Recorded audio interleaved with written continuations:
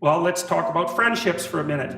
Here's how you know if someone's your friend. A, you can tell them bad news, and they'll listen. They won't tell you why, you're stupid and why that bad thing happened to you and how something worse happened to them once and, derail the whole conversation. You can actually tell them bad news and they'll listen. So that's a good thing. And then this is a weirder thing. You can tell them good news and they'll help you celebrate.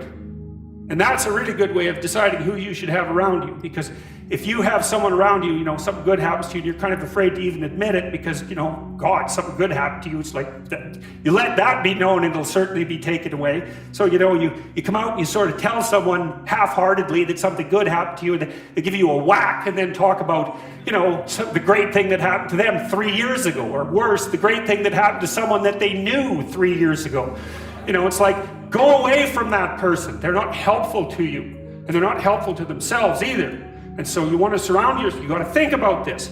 You got to surround yourself with people who want the best for the best part of you. You can hang around with weasels and losers that are trying to pull you down to justify the fact that they're spiraling downhill as well. And the upside of that is you don't have to have any responsibility. You can all whine about how wretched life is, so that's pretty attractive. But I would say it's also a bad medium to long-term plan. And so it's acceptable and desirable to try to surround yourself with people who are facilitating your development. And you might say, well, I've got people around, I know them well, they're not doing that well, and they don't fit into that category. It's like, what's your point? What are you going to do with them exactly? If they'll listen and cooperate with you and move towards a better future, great. If they don't pay any attention and they keep doing the same damn things over and over and they're not going anywhere and it's painful, then maybe the proper thing to do is say, you just have your misery.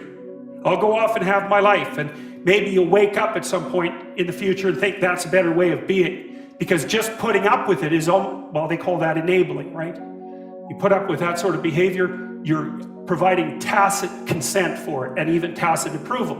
It's like, it's a bad idea. You have, I would say, both the right and the responsibility to surround yourself with people who are good for the best part.